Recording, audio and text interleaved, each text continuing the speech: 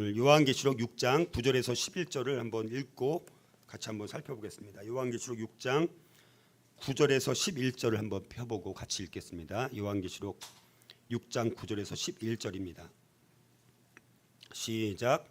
다섯째 인을 떼실 때 내가 보니 하나님의 말씀과 그들이 가진 증거로 말미암아 죽임을 당한 영혼들이 제단 아래에 있어 큰 소리로 불러 이르되 거룩하고 참되신 대주제여, 땅에 거하는 자들을 심판하여 우리 피를 갚아주지 아니하시기를 어느 때까지 하시려 하나이까 하니, 각각 그들에게 흰 두루마기를 주시며 이르시되 아직 잠시 동안 쉬되 그들의 동무 종들과 형제들도 자기처럼 죽임을 당하여 그 수가 차기까지 하라 하시더라. 아멘. 이제 오늘 이제 우리 계속 하늘에서 있는 일들, 지금 하늘에서 우리가 지난번까지는 살펴본 것은 이것도 좀 생각보다 자세히 살펴봤는데, 요한계시록 4장과 5장 그리고 20장 이제 4절에서 6절을 중심으로 하늘에서 있는 일들, 주로 이제 뭡니까? 경배와 찬양, 그렇죠? 우리 하나님과 어린 양 예수님을 향한 경배와 찬양. 자, 그것이 주를 이루었고, 또 이제 어린 양 예수님께로 그 봉인된 7인의 그 두루마리가 예수님께로 이제 옮겨지는 그런 상황. 그래서 이제 이 세상을 향한 구원과 심판의 엄청난 이 경륜과 섭리가 이제 예수님께서 인을 떼실 때마다 이 세상 역사에서 펼쳐지는 일들이 이제 앞으로 요한계시록 6장 이하는 그런 내용인 거예요. 그러니까 5장에서 주님께서 인을 떼실 때마다 이 세상의 역사가 이제 격동이 이제 일어나는 것입니다. 그러니까 구원도 일어나고 심판도 일어나고 이런 일들이 진행이 되는 것입니다. 그리고 이제 20장 4절에서 6절을 통해서 이제는 우리 첫째 부활, 영적으로 부활된 이미 죽은 우리 성도들이 하늘에서 그리스도와 더불어서 제사장 노릇을 하고 또 왕노릇하는 일들이 지금 있다라고 이제 살펴봤습니다. 자, 그리고 이제 큰 두 번째, 하늘에서 있는 것에 대한 큰 두 번째가 이제 다섯째 인입니다. 다섯째 인. 그래서 이제 다섯째 인은 이 성도들이 고난 받은 성도들이 역사 속에서 끊임없이 있어 왔죠. 그리고 그들이 죽임을 당하고 또 순교를 당하기도 하고 고난 가운데 죽임을 당하기도 하고, 그런 영혼들이 하늘에서 또 뭐를 하고 있느냐? 이 탄원을 하고 있다는 거예요. 탄원. 오늘의 핵심 주제는 탄원입니다. 탄원. 그래서 그 탄원을 통해서 이 심판이 이루어진다는 것입니다. 그러니까 죽은 영혼들의 하나님을 향한 이 세상의 악한 자들을 멸하여 주시기를 어느 때까지 하시려나이까, 이렇게 이제 탄원하는 그 탄원에 따라서 이 땅의 이제 심판, 이 최종적인 심판, 이런 부분이 이루어진다. 자, 요게 이제 요한계시록 6장 9절에서 11절입니다. 자, 그런데 우리가 이제 이거를 살펴보기 앞서 요 그림이 또 굉장히 중요합니다. 이제 또 여러분들 자꾸 이제 요한계시록은 전체를 자꾸 이제 조명을 해봐야 돼요. 또 전체 속에서 또 전체, 부분적인 전체, 또 부분적인 전체, 또 부분적인 전체, 이런 식으로 계속해서 이렇게 심도 있게 들어가고 또 다시 이걸 확장해서 보고, 그러니까 이런 반복되는 작업을 해야지 요한계시록을 이해할 수가 있습니다. 이게 굉장히 이제 중요한 그림입니다. 요한계시록 6장을 전체를 이제 보여주는 그림이에요. 여기 보면 이제 숫자가 나와요. 1부터 몇 가지가 나와있냐면 1, 2, 3, 4, 5, 6까지 나와요. 6. 요게 이제 각각의 첫째 인부터 여섯째 인까지 여기 나온 그림입니다. 자, 그림으로 여러분들 이걸 한눈에 딱 기억을 하셔야 돼요. 그림으로 그리고 있어야 돼요. 그래서 요한계시록 6장은 이런 내용이구나. 요거를 기억을 하시면 좋을 것 같습니다. 그래서 여기 이제 우리는 지금 몇 번째 인을 하는 거예요? 오늘 우리가 살펴보는 건 주로 몇째 인? 다섯째 인이잖아요. 다섯째 인. 몇째 인이라고요? 자, 다섯째 인. 근데 총 인은 몇째 인까지 있어요? 몇째 인 재앙까지 있어요? 7인 재앙. 그러니까 이거를 여러분들이 제가 수없이 반복했으니까 자동으로 나와야 됩니다. 자, 그래서 요거를 한번 먼저 그러면 6장 전체 속에서 오늘 또 우리가 살펴보는 다섯째 인은 무슨 내용이에요? 이걸 또 알아야 돼요. 왜냐하면 첫째 인부터 넷째 인까지, 그다음 여섯째 인을 모르면 이 다섯째 인만 살펴보면 이게 또 무슨 맥락인지 모릅니다. 그러니까 이게 항상 성경은 문맥 속에서, 맥락 속에서 이거를 봐야 되는 거예요. 그래야지 오늘 이 다섯째 인이 뭘 의미하는지를 알 수가 있습니다. 이걸 오늘 완전히 제가 간략하게 진짜 집약해서 요약을 할 겁니다. 이것만 해도 사실은 오늘 다 끝날지도 모르겠는데, 자 여기 한번 보십시오. 자 여기 이제, 자 여기 잘 따라오세요. 제가 여기 클릭할 때마다 여기 1, 이게 몇째 인이라고요? 첫째 인. 거기 이제 6장 1절에 내가 봄에 어린 양이 7인 중에 하나를 떼시는데, 그게 첫째 인인 거예요. 첫째 인. 그러니까 이게 어디서 인을 떼는 거예요? 이게 지금 인을 누가 떼고 어디서 떼는 거예요? 이 인을 누가 떼고 있고 어디서 떼고 있는 겁니까? 하늘에서. 그렇죠? 하늘에서 예수님이 어린 양이잖아요.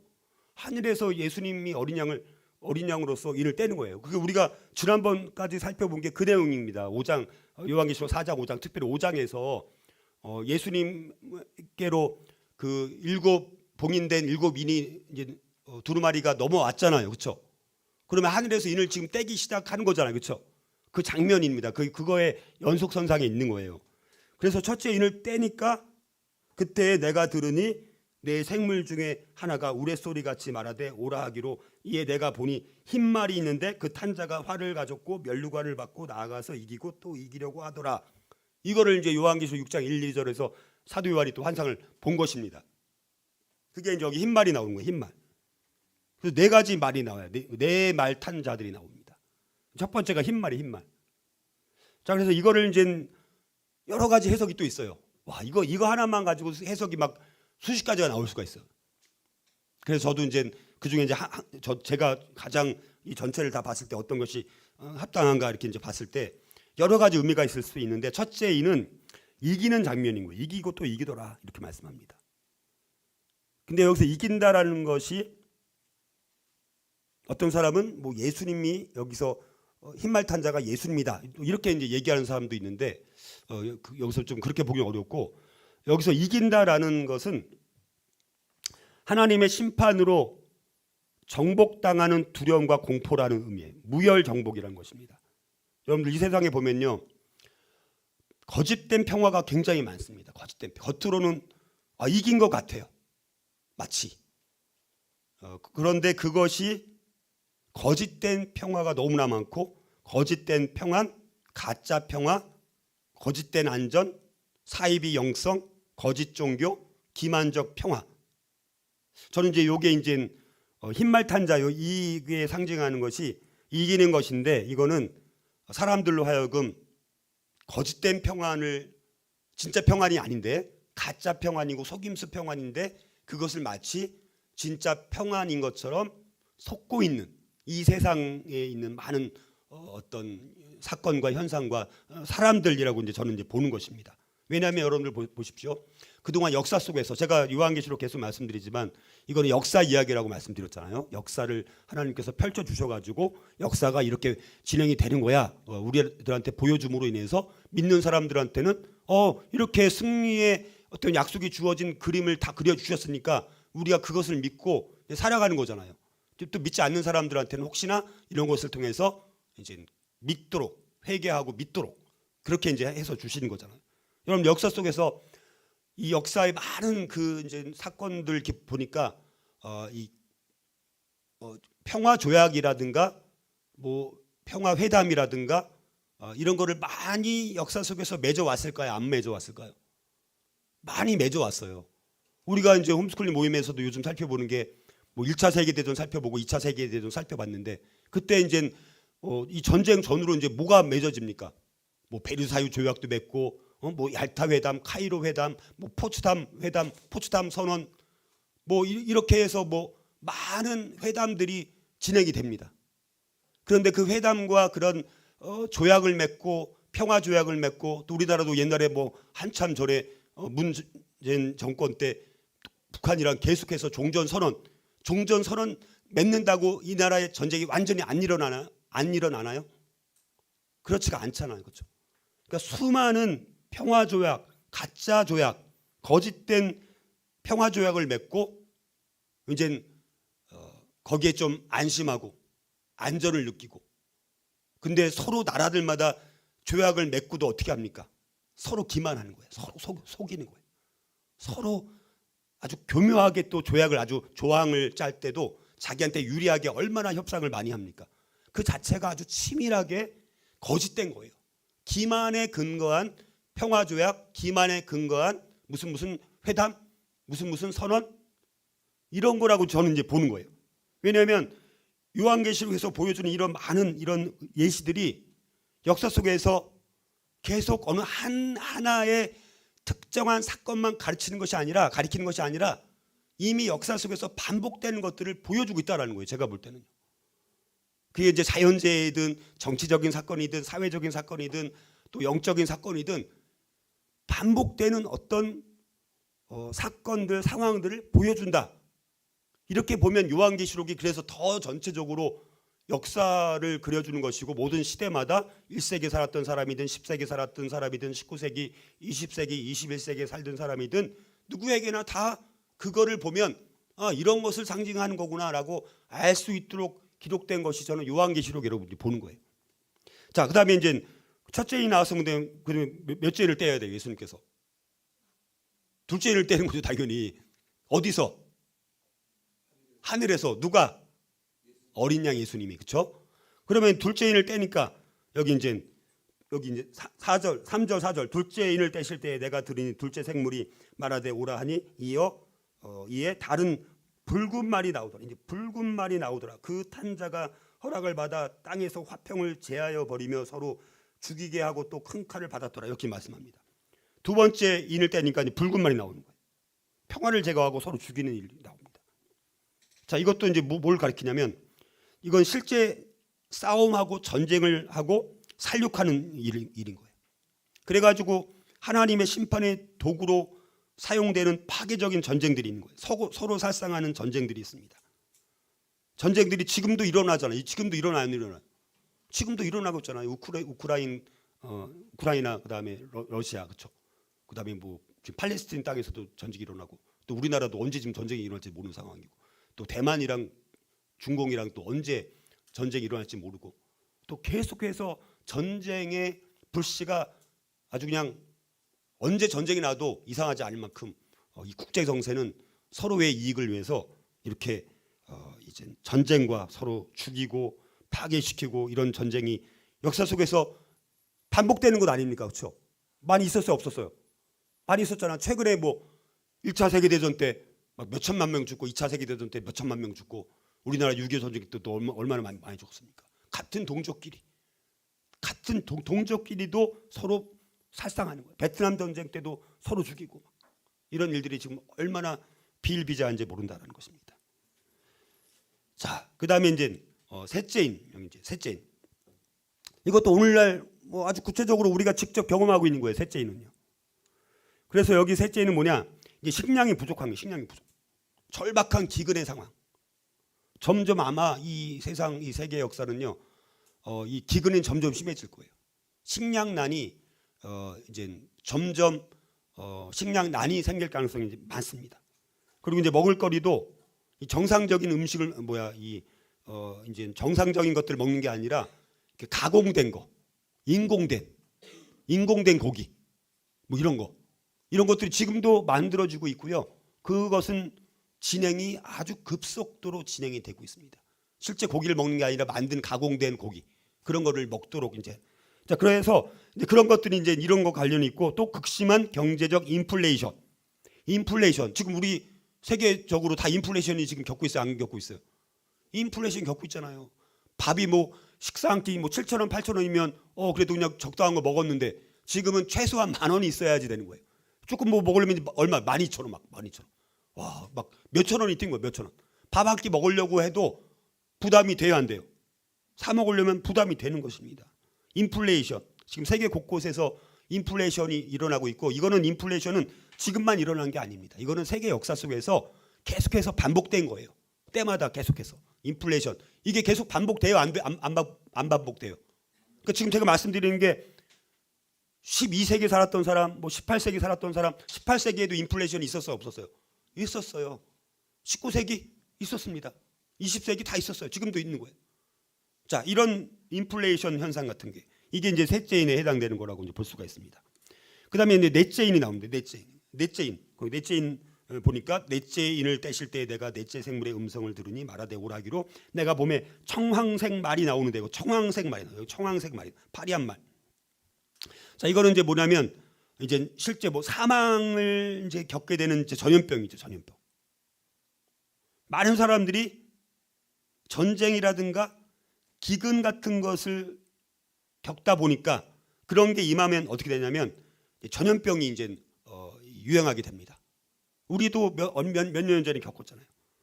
우리가 그런 전염병을 어떻게 경험해 본 적이 있었나요? 그런 경험이 없습니다. 실제 이 넷째인과 같은 이 전염병과 같은 어마어마한 그 이런 이제 것을 통해서 얼마나 많이 통제를 당하고 많은 사람들이 고통을 당하고 또 죽음을 실제 경험하고 자 이런 일들이 굉장히 많았다는 것이죠.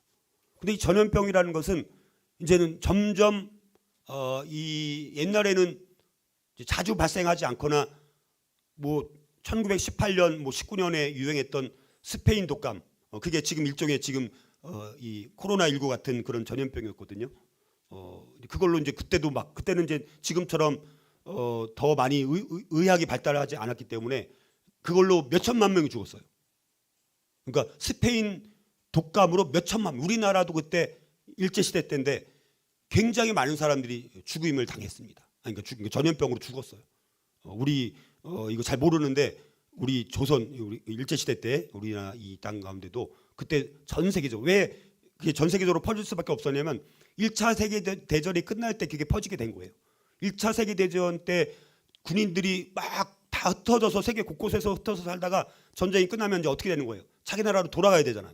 그러니까 이제 거기서 한번 옮겨진 것이 근데 이제 스페인은 그 당시 사실은 1차 세계대전이랑 직접적으로 관련이 없어요. 왜냐하면 거기는 이제 스위스처럼 중립국처럼 돼가지고 전쟁에 나는 동맹국 편도 아니고 나는 협상국 편도 아니야 이렇게 해갖고 직접 참전을 하지 않았습니다. 근데 이제 스페인에서 그게 이제 발견이 돼서 이제 스페인 독감 이제 그렇게 알려진 거예요. 근데 사실은 근데 그 진짜 원인은 스페인이랑 관련이 있는 것이 아니라 사실은 1차 세계대전 끝날 무렵에 전쟁을 마치고 각국으로 돌아가는 이런 상황에서 급속히 퍼지니까 완전히 뭐 세계 전역으로 다 퍼진 거죠. 어쩔 수 없이 그거는.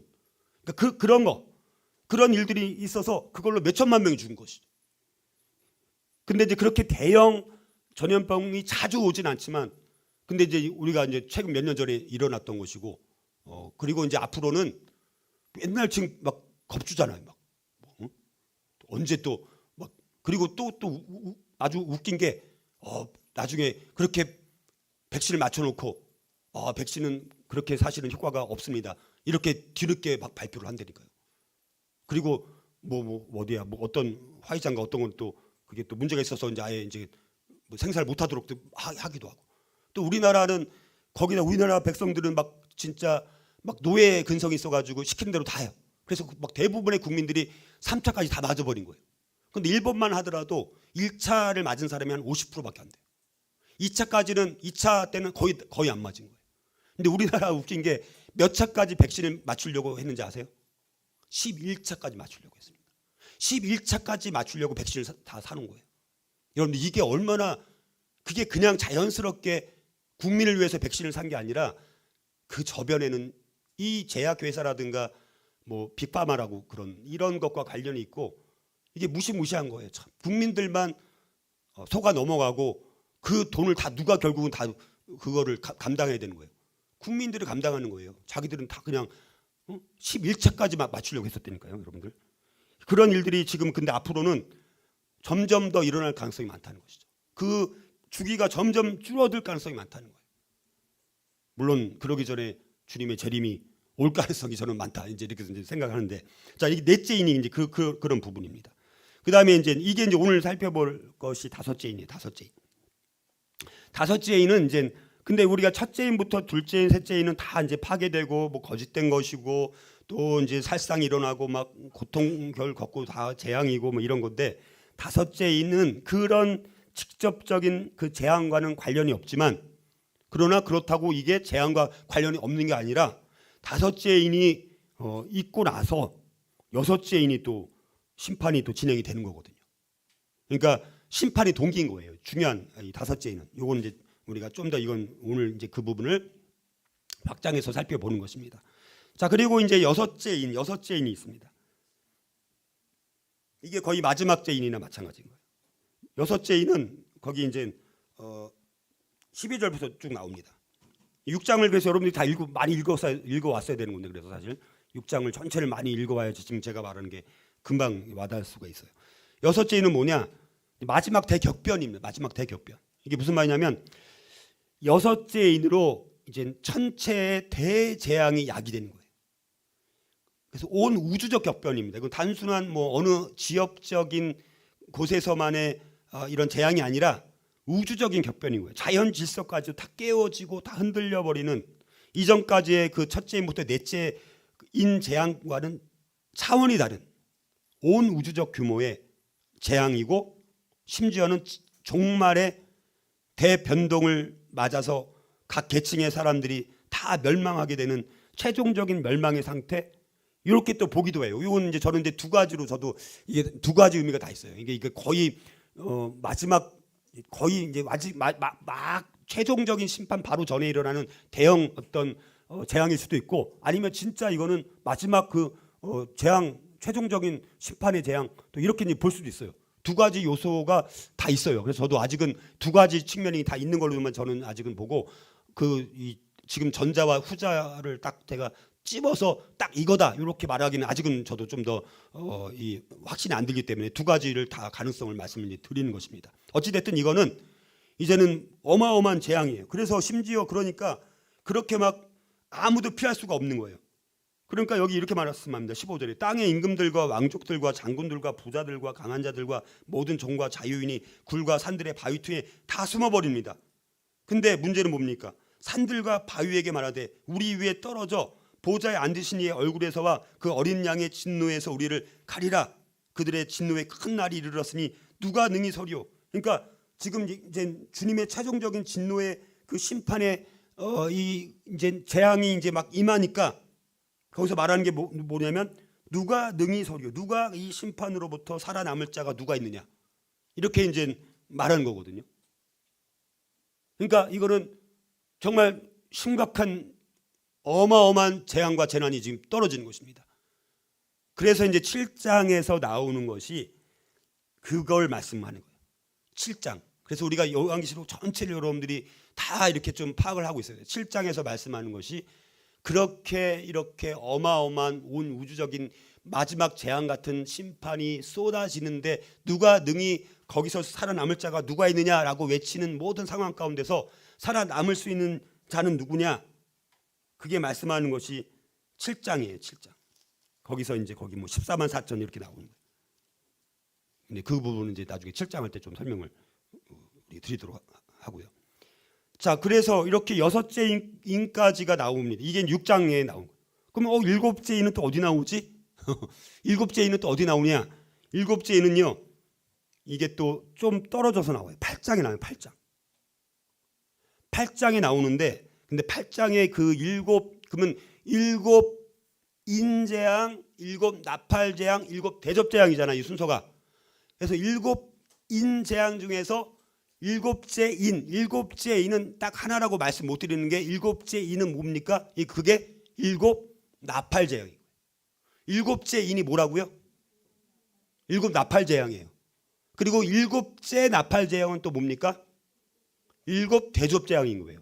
이렇게 구조가 되어 있으니까 이 구조를 모르면 절대 이해가 안 돼요. 이게 무슨 말인지 이해가 안 됩니다. 지금 제가 말씀드린 거를 자꾸 여러분이 이 구조를 자꾸 이해를 해야 돼요.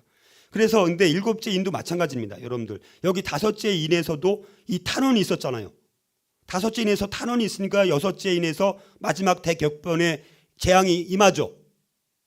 8장도 마찬가지입니다. 8장 1절에서 이제 5절 6절 보면 거기 잠깐 일곱 나팔 재앙이 시작되기 전에 하늘에서 또 기도의 내용이 또 나와요. 기도. 그래서 8장 1절에서 5절, 6절 그 부분에서 나오는 막갈의 시간 동안, 고요한 그 시간 동안 하늘에서 또 기도를 하는 내용이 나옵니다. 그리고 나서 이제 5절, 6절 이하부터 계시록 8장, 9장. 8장, 9장의 내용이 뭐냐? 그게 이제 첫째 나팔 재앙부터 여섯째 나팔 재앙까지가 8장, 9장의 내용인 거예요. 8장, 9장.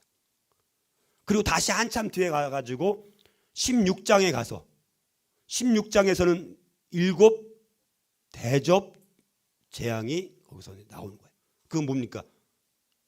요한계시록 16장에 나오는 7 대접 재앙은 그건 진짜 최종적인 심판이고, 큰 바벨론 성 멸망당하고 그다음에 7 대접 재앙으로 다 심판당하고, 두 짐승이 다 멸망당하고, 사탄이 멸망당하고, 악한 자들이 다 멸망당하는, 요게 다 한 세트입니다. 그건 이제 한참 뒤에 나오게 되는 거예요.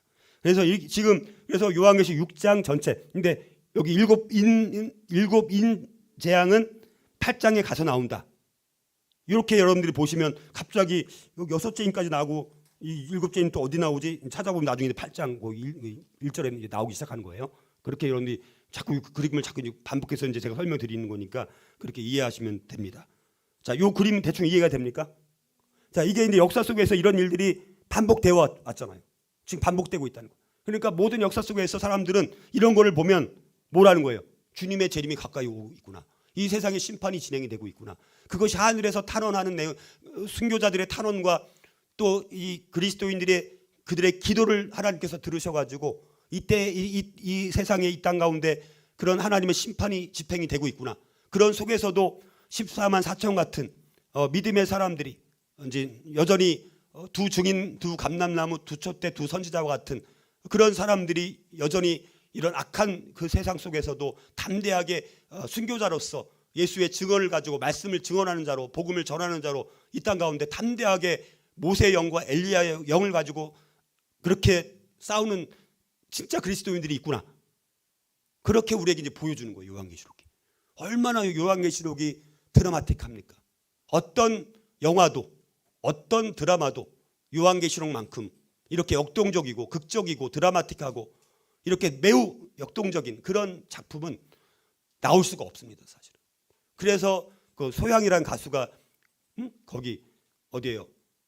미국의 이런 이 영화 만드는 세계를 뭐라고 그럽니까? 갑자기 단어가 생각이 안 나네. 예? 할리우드에서 이제 이 요한계시록을 가지고 그런 정말 할리우드에서 가장 뛰어난 영화를 만들고 싶다. 뭐 이런 이제 소망을 갖고 있는 거예요. 뭐 그런 거는 참 바람직한 것 같아요. 그래서 요한계시록 6장을 전체를 지금 아주 최대한 제가 여러분들한테 자 이렇게 이제 한번 요약을 해드렸는데.